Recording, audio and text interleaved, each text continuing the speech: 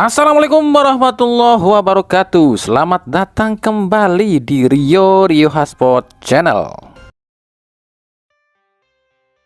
Apakah Anda percaya pada yang namanya karma? Ya, mungkin ada yang percaya, ada yang enggak ya. Itu sih tergantung kepercayaan diri masing-masing ya. Tapi apakah yang dialami Pangeran Timnas Vietnam ini sebuah karma, yakni yang dialami oleh Doan Van Hau? Doan Van Hau adalah penyebab utama Evan Dimas menurun performanya hingga saat ini usai dicederai di tahun 2019 silam. Usai lakukan aksi itu terhadap Evan Dimas, bukannya Doan Van Hau ini minta maaf, tapi semakin menjadi-jadi dan terus melakukan aksi-aksi brutal pada para pemain lawan. Akhirnya apa? 2023 adalah titik balik di mana Tuhan muak pada Doan Van Hau. Van Hau ini diberi cedera yang aneh. Awalnya Van Hau ini cedera ligamen, tapi 1 tahun berselang cedera Van Hau tak kunjung sembuh. Bahkan dokter di Vietnam pun sudah angkat tangan soal penyakit Doan Van Hau. Van Hau sudah coba berobat ke berbagai dokter di dunia, tapi jawabannya sama. Dokter manapun gak tahu apa penyakit Doan Van Hau. Saat ini Van Hau terancam pensiun dini sebab ketika tubuhnya diajak main bola maka kakinya nggak bisa digerakkan. Waduh, kenapa ya tuh ya? Padahal kalau dipakai jalan normal, giliran dipakai main bola kakinya ini seolah mati cuy. Apakah ini karma? Gimana menurut kalian?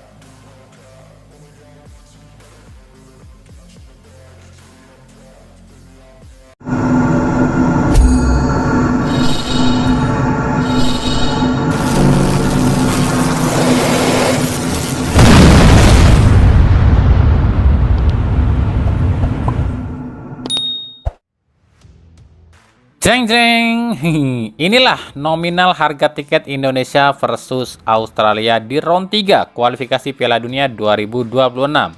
Tiket termahal itu adalah 1,5 juta dan tiket termurah 250.000. Ya emang sih dibandingkan dengan harga tiket ketika melawan Argentina ini jelas lebih murah ya.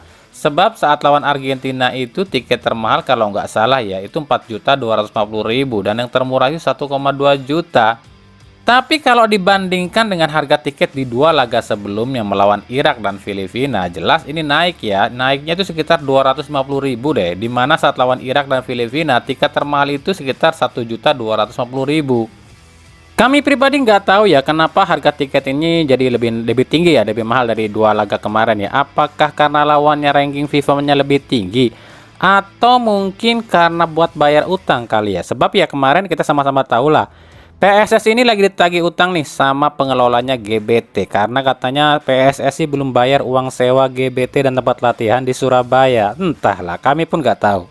Dengan mengetahui hal ini ya, mau gimana lagi ya, bukannya kami nggak nasionalisme loh ya, tapi buat yang gajinya puluhan juta sih nggak kerasa ya kalau ngeluarin duit 1,5 juta buat tiket. Tapi kalau kami ya, ngeluarin duit 1,5 juta buat tiket itu sama aja dengan gaji kami setengah bulan kali ya.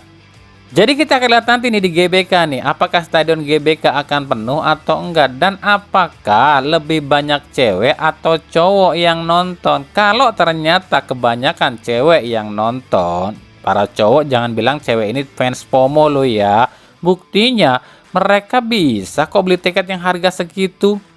Padahal kan kita tahu lah kebiasaan dan sifat cewek ke duit itu mereka mah hitung-hitungan banget. Jangankan beli tiket yang harganya 1,5 juta ya, wong ganti oli motor aja nih ya yang harganya 100.000 itu cewek pasti bilang gini, ah mendingan beli seblak, ayo ngaku. Mbak harus ganti oli nih. Emang ganti oli berapa sih mas? Ya kalau mbak ke bengkel sekitar 40 sampai 50.000. Hah? Mending beli seblak mas.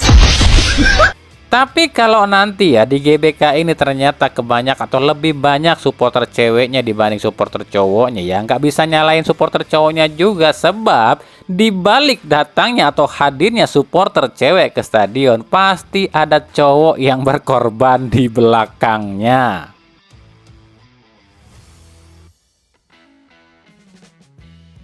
Sekarang kita akan rekap nih pemain mana aja sih yang didapatkan oleh klub-klub Liga 1 di detik-detik terakhir penutupan bursa transfer. Yang pertama, Persis Solo mendapatkan Abdul Aziz dari Persib dengan status pinjaman. Yang kedua, Persik Kediri mendapatkan Riyadno Abioso dari Madura United. Ini Abioso sebenarnya bukan didapatkan sih, tapi dipulangkan karena kan musim lalu dipinjemin ke Madura United. Yang ketiga, Bali United akhirnya mendaftarkan Nathan Komang Ari dari Bali United U18 ya. Begitu juga dengan Dewa United nih, di detik-detik terakhir mendaftarkan pemain mudanya yakni Ferian Alwi dan juga Dani Saputra. PSBS Biak mendapatkan Mesa Alhamzah dari Persija sebagai pemain pinjaman ya. Barito Putra mendapatkan Wawan Hendrawan dari Madura United secara gratis. Persebaya memulangkan Widi Syarif dari Persekat ya, yang sebelumnya dipinjemin sih ke Persekat. Persita Tangerang mendapatkan Aji Kusuma dari Persija sebagai status pinjaman. Dan PSIS Semarang mendapatkan Evandro Brandao dari Rans dengan status pinjaman.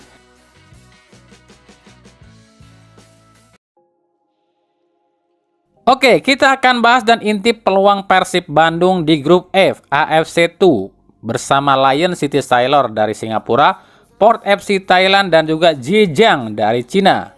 Kalau dibilang mudah di grup ini, nggak juga sih buat Persib, sebab yang dihadapi adalah tim-tim yang bukan kaleng-kaleng, tapi tim-tim yang memang langganan di ACL. Tapi paling tidak di grup F ini, Persib ini nggak ketemu tim-tim raksasa seperti Jeonbuk, Sanfrecce Hiroshima, ataupun Sydney FC. Dan tahukah kalian, di grup F ini, Persib satu-satunya tim yang bukan dimiliki oleh badan pemerintahan sebuah negara loh ya. Sebab 3 lawan Persib ini semuanya adalah milik BUMN-nya negara masing-masing. Zhejiang FC adalah tim yang dimiliki oleh kepolisian Cina. Port FC itu tim yang dimiliki oleh Angkatan Udaranya Thailand. Sementara Lion City Sailor adalah tim yang dimiliki kepolisiannya Singapura. Sekarang kita bahas satu demi satu ya. Yang pertama, Lion City Sailor. Tim ini musim lalu adalah runner up Liga Singapura. Sama kayak Persib sih, di regular series juga runner up-nya ya. Musim ini Lion City pun masih jadi runner up ya di Liga Singapura. Di bawahnya Tampines Rover.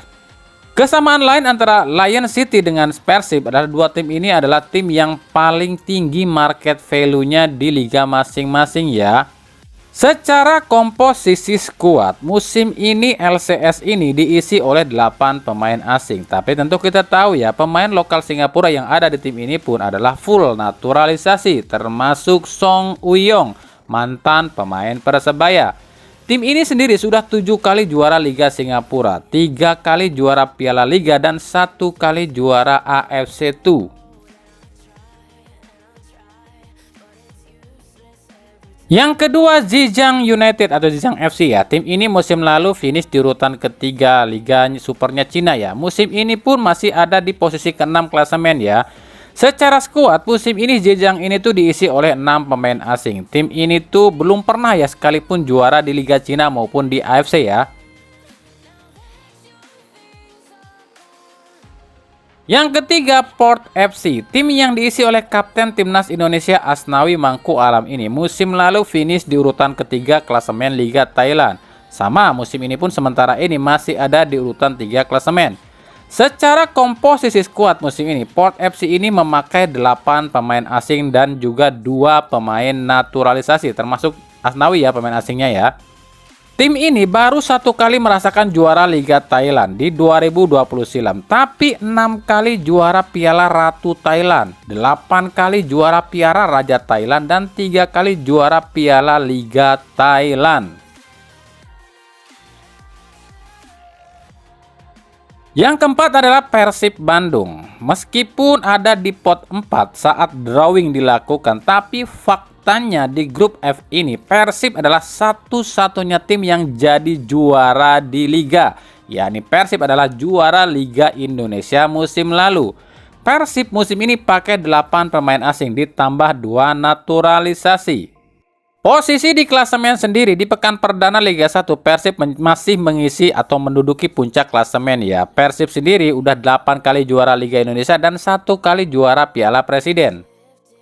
Lalu bagaimana kiprah 4 tim ini di ajang AFC, baik itu ACL dan ACL 2 ya. Ternyata dari 4 tim ini memang udah pernah ikut semua yang namanya ACL ya, baik ACL 1, ACL 2 ya. Tapi kalau dihitung sering ya, mungkin Persib yang paling jarang ikut ACL. Terakhir itu Persib ikut AFC 2 di tahun 2015. Sementara sisanya 3 tim lain di grup F ini adalah langganan Liga Champion Asia lo ya. Musim lalu baik Lion City, Port FC dan Zhejiang ini masuk ke dalam Liga Champion Asia. Nah, bagaimana nih peluang Persib untuk bisa mendapatkan poin melawan 3 tim di grup F ini?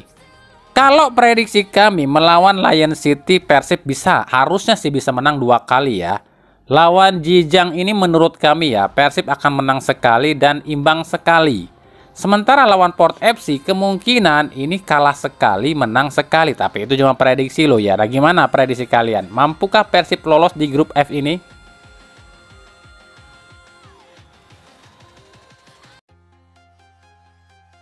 Gol Ciro Alves ke gawang PSBS Biak di pekan perdana terpilih sebagai gol terbaik pekan perdana. Ini artinya Ciro Alves 2 kali ya. Musim lalu pun mendapatkan juga gol terbaik ya, ini di pekan ke-7 saat golnya itu ke gawang Persis Solo. Nah, sekarang kita akan rekap nih, ada siapa aja sih sejak 2017 yang gol di pekan perdana ini dianggap gol terbaik ya sejak era Liga 1 2017, dan apa sih pencapaian terakhirnya? 2017, gol Luis Carlos Junior di Persija yang dicetak ke gawang Barito dinobatkan sebagai gol terbaik pekan perdana Liga 1 2017. Tapi sayang di akhir kompetisi yang juaranya justru Bayangkara FC. 2018, Alexander Rakic dari PS Tira meraih penghargaan sebagai pencetak gol terbaik di pekan perdana 2018 ke gawang Persib Bandung ya. Tapi justru juaranya adalah Persija Jakarta. 2019, gol Brian Ferreira yang dicetak ke gawang Arema FC dinobatkan sebagai gol terbaik pekan perdana BRI Liga 1 2019. Tapi juaranya justru Bali United. 2020, gol Wander Luiz ke gawang Persela di pekan perdana dinobatkan sebagai gol terbaik pekan perdana Liga 1 2020, tapi justru liganya di stop.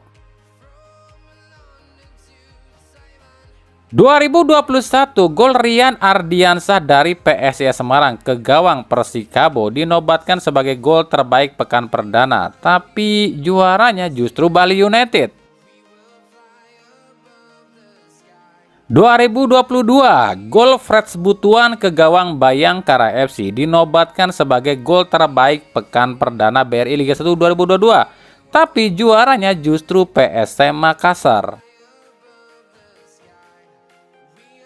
2023, gol Ricky Cawor ke gawang Bali United terpilih sebagai gol terbaik pekan perdana Liga 1 2023, tapi juaranya justru Persib Bandung. Nah, lalu apa yang akan terjadi di musim ini di saat Ciro Alves kembali mewakili Persib sebagai pencetak gol terbaik pekan perdana Liga 1? Sebab dua wakil Persib di 2020 dan 2022 nggak bisa bawa Persib juara di akhir musim. Nah, apakah Ciro Alves mampu melakukan itu?